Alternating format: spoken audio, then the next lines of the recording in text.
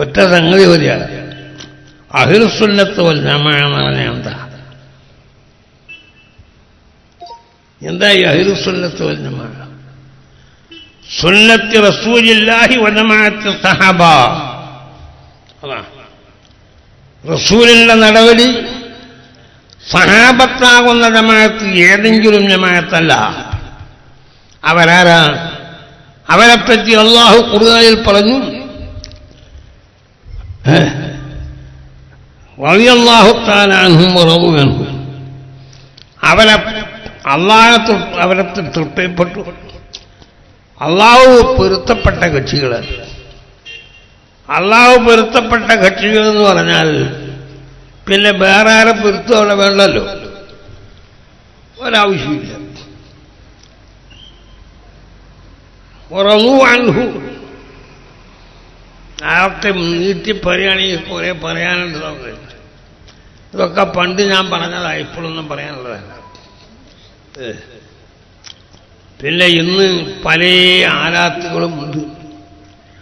ഖുർആൻ തന്നെ ശരിക്കും ഓതാൻ അറിയാത്ത വിധത്തെയുണ്ട്.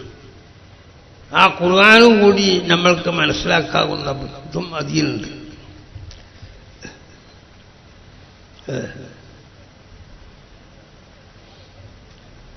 അഫമ്മൻ യഹിദ്ദി ഇല്ലാ യുഹ്ദാ. ഈ ആയത്തുകൾ കേട്ടണം. ഇത് അഫമൻ യഹിദ്ദി ഇല്ലാ യുഹ്ദാ. അവിടെ എങ്ങനെ ഊതുക? എല്ലാവരും അഫമൻ യഹിദ്ദി. തനിച്ച കത്രയല്ലേ അത്? അവിടെ എങ്ങനെ ഓതണം? അഫമൻ യഹിദ്ദി ഇല്ലാ യുഹ്ദാ എന്നല്ലോ. പിന്നെ അങ്ങനെ എത്ര ഖുർആനിലെ ലഫ്സുകളുണ്ട്. പറയേണ്ടിടത്തൊക്കെ ഞാനത് പറഞ്ഞിട്ടുണ്ട്, പലർക്കും മനസ്സിലാക്കണം.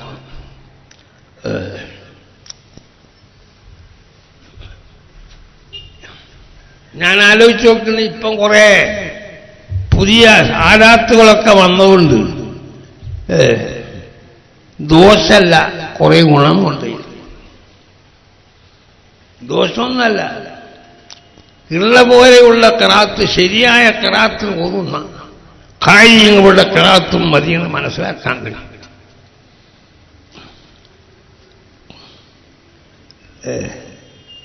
അവർക്കൊന്നും ഞാനിപ്പോൾ ചെയ്യുന്നില്ല.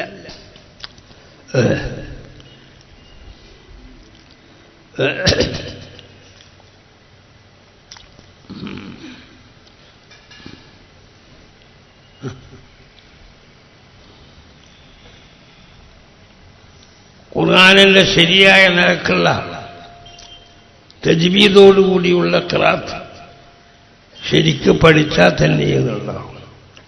അല്ലെങ്കിൽ പണ്ടെന്താ പഠിപ്പിച്ചത് അതല്ല വേറെ ഉണ്ടാവില്ല. ഇപ്പതെല്ലാം വന്നു കഴിഞ്ഞ് പുറത്ത്. നാളെ വരുന്നത് ജപ്യാണ്.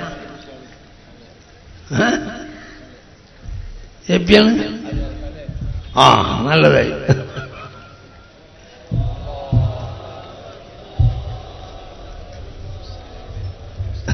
അല്ലാഹു അക്ബർ, അല്ലാഹു അക്ബർ, അല്ലാഹു അക്ബർ. ലാ ഇലാഹ ഇല്ലല്ലാഹു, അല്ലാഹു അക്ബർ, അല്ലാഹു അക്ബർ വലില്ലാഹിൽ ഹംദ്. അല്ലാഹു അക്ബർ, അല്ലാഹു.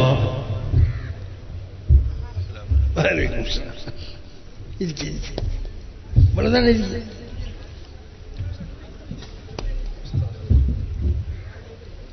ഇപ്പൊ എവിടുന്നാ വരുന്നത്? നാട്ടിലാണ്.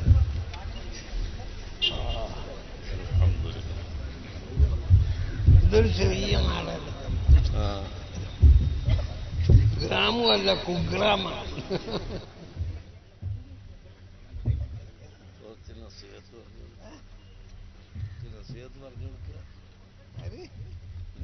പറഞ്ഞു കൊടുക്കാന്നറിയാം. ഞാനൊന്നും പറയുന്നില്ല. നമ്മള് പറയണ കാലൊക്കെ പോയില്ലേ.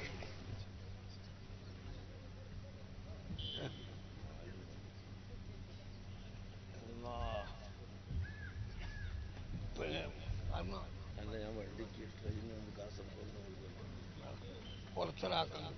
അല്ല ഇപ്പൊ റോഡ് കുറച്ചാണ്.